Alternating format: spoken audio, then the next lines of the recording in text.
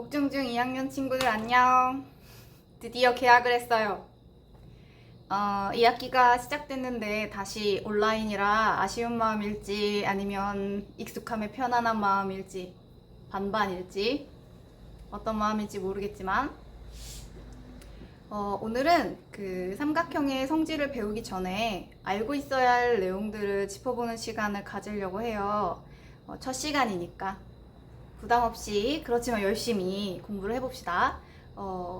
쌤이 세 가지 질문을 해볼 건데 삼각형의 세 내각의 크기 합은 얼마죠? 대답했나요?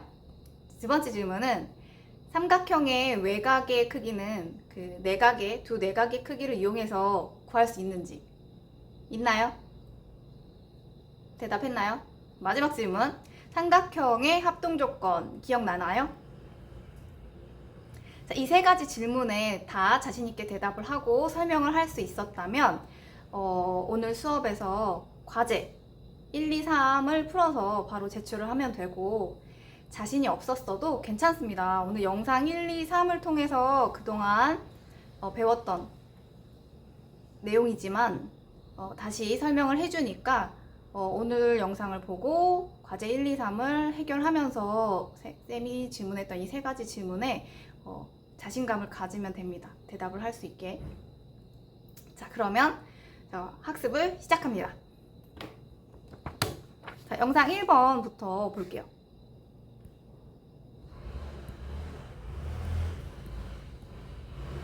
어디지? 여기, 여기, 여기. 그럼 내각의 크기를 다 더하면? 잠깐! 이렇게 하면 금방 알 수 있는데. 삼각형에서 한 변의 2분의 1이 되는 점과 또 다른 한 변의 2분의 1이 되는 점, 이 두 점을 연결한 선을 적고 또 이 변과 이 변이 만나도록 적고 이 변도 이 변과 만나도록 접으면 세 내각의 크기의 합은 180도. 큐. 이렇게 접어서 확인하는 방법도 있지만 접지 않고도 알 수 있는 방법이 있어. 삼각형의 한 변에서 이렇게 연장선을 긋고 이 선과 평행하면서 여기 있는 꼭지점을 지나는 선을 그으면 이 각과 이 각은 엇각으로 크기가 같고 이 각과 이 각도 엇각으로 크기가 같겠지? 여기 있는 각의 크기 합이 180도니까 삼각형 세 내각의 크기 합도 180도야. 중요한 것이 하나 더 있어. 여기 있는 이 각은 여기 있는 각과 엇각으로 각의 크기가 같아. 그리고 이 각의 크기는 이 각과 이 각의 크기를 더한 각이므로 이 각과 이 각의 크기를 더하면 이 각이 되겠지? 즉, 삼각형의 한 외곽의 크기는 그와 이웃하지 않는 두 내각의 크기의 합과 같다는 것을 알 수 있어. 그럼 이제 문제를 풀어볼까? 이 삼각형에서 x가 몇 도인지를 물어보고 있어.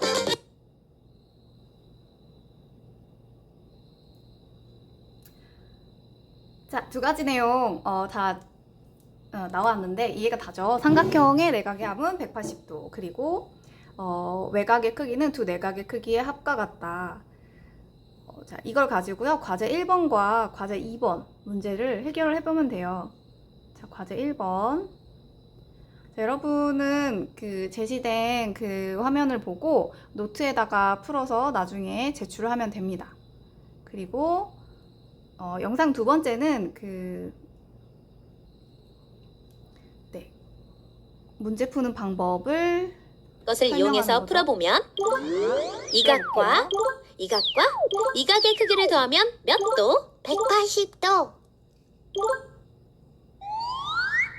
따라서 A는 90도. 그리고 삼각형의 내각과 외곽의 크기 합은 180도니까 X는 90도. 그런데 이 문제를 더 빠르게 풀 수도 있어. 삼각형의 한 외곽의 크기는 그와 이웃하지 않는 다른 두 내각의 크기의 합과 같으니까 외곽의 크기 x는 30도 더하기 60도니까 즉 외곽의 크기 x는 90도. 어때? 이 방법으로 푸니까 빠르지? 잘했어, 피규. 아이, 큐. 자, 이렇게 해서 영상을 봤어요. 그러니까 과제 1번과 과제 2번, 삼각형의 내각의 크기 합이 180도다 라는 거랑, 그 다음에 과제 2번, 자, 두 내각의 크기의 합을 가지고 외곽의 크기를 구할 수 있다는 거. 자, 이렇게 두 개의 문제들을 한번 풀어보도록 하고요. 자, 마지막은 삼각형의 합동조건 영상 같이 보고 합동조건 과제 3번을 푸는 시간을 가져보도록 할게요. 18세기는 유럽에서 정복전쟁이 치열했던 시기. 프랑스군이 이탈리아를 정복하고 독일을 점령하기 위해 전쟁 중이던 어느 날. 강 건너 독일군을 제압하는 데 계속 실패하자 나폴레옹은 부하를 불러 그 이유를 묻습니다. 그러자 부하는 말했죠. 이 당시 전 유럽을 제압하며 위험을 떨쳤던 인물. 바로 프랑스의 황제 나폴레옹 보나파르트에게 커다란 위기가 찾아온 거죠. 강 건너 독일군을 제압하기 위해서는 포탄이 라인강을 넘어 날아가야 하는데 대부분 포탄이 강을 넘지 못하고 바로 떨어진 거죠. 강의 폭을 반드시 알아내야 했습니다. 나폴레옹은 고민에 빠졌죠.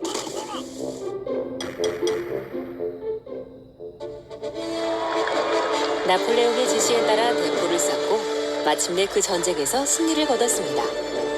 어떻게 나폴레옹은 승리할 수 있었을까요? 여기에 수학의 원리가 숨어 있습니다.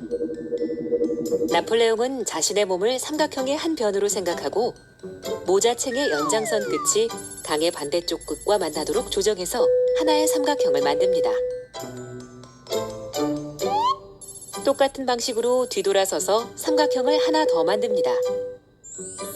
이렇게 생긴 두 삼각형을 모양과 크기가 같은 합동이라고 생각한 거죠. 두 삼각형을 직접 포개보지 않아도 몇 가지 조건을 보면 두 삼각형이 합동인지 알 수 있는데요. 이것을 삼각형의 합동 조건이라고 합니다. 이때의 변은 영어 사이드의 첫 글자 S이고 각은 영어 앵글의 첫 글자 A입니다. 삼각형의 합동 조건을 살펴보면 먼저 대응하는 세 변의 길이가 각각 같으면 두 삼각형은 합동입니다. 이를 SSS 합동이라고 부릅니다. 그리고 대응하는 두 변의 길이가 각각 같고 그 끼인 각의 크기가 같으면 SAS 합동이라고 합니다. 마지막으로 한 변의 길이가 같고 그 양끝 각의 크기가 각각 같은 경우 ASA 합동이라고 부릅니다. 여기서 나폴레옹은 삼각형의 합동 조건을 잘 알고 있었습니다. 두 삼각형이 공유하는 한 변의 길이를 자신의 몸이라고 하면 서 있는 자신의 몸과 땅이 만나는 끝각 역시 서로 같습니다. 그리고 모자의 챙을 이용해 두 삼각형의 다른 한 각의 크기도 같게 만들어 대응하는 한 변의 길이가 같고 그 양 끝각의 크기가 같은 ASA 합동 조건을 만족시킨 거죠.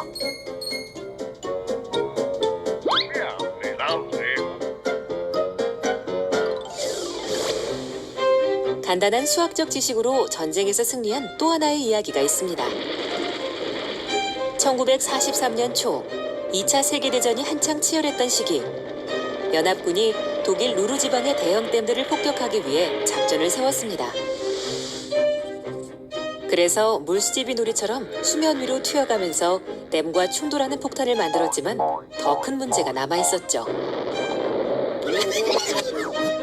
폭탄을 수면으로부터 정확히 18m 상공에서 떨어뜨려야만 했습니다. 대형 폭격기가 수면 위 18m에서 시속 350km의 고속으로 비행하는 일은 매우 어려운 일로 조금만 실수해도 수면으로 곤두박질할 수 있었습니다. 이때 삼각형의 합동 조건을 적용했습니다. 여기 전투기 길이와 같은 선분 L이 있습니다. 그리고 그 높이가 18m일 때의 삼각형을 만들면 그 양 끝각의 크기도 정해지게 되죠. 이 삼각형을 이용해서 전투기에 대입하면 전투기의 길이, 즉 대응하는 한 변의 길이가 같으므로 그 양 끝각의 크기를 같게 했을 때 두 삼각형은 합동이 됩니다. 결국 대응하는 한 변의 길이가 같고 그 양 끝의 크기가 각각 같은 ASA 합동인 거죠. 그리고 전투기의 양 끝각 앞뒤로 조명을 설치하고 둥근 빛이 삼각형의 꼭지점에서 겹치지 않게 만나도록 각도를 조절하면 전투기가 수면으로부터 18m 높이에 있다는 것이 됩니다. 이렇게 삼각형 합동 조건 덕분에 18m에서 폭탄을 떨어뜨려 램을 폭파하는 데 성공할 수 있었죠.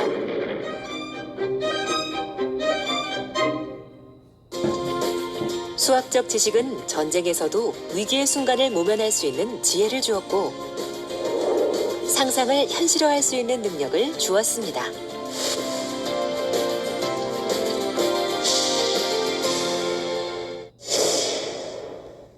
자, 이렇게 해서 삼각형의 합동 조건, 자, 영상 중에 3가지 다 나와 있었거든요. 그래서 과제 3번에 보면 자, 삼각형의 합동 조건 3가지.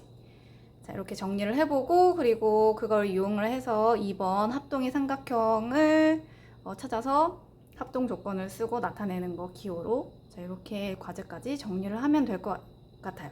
자, 오늘 정답은 정답은 여러분이 풀 걸로 믿고 수업 종료 전에 알려주도록 할게요. 자, 그러면 과제 1, 2, 3 다 해결하고 잘 제출해 주기 바래요. 안녕.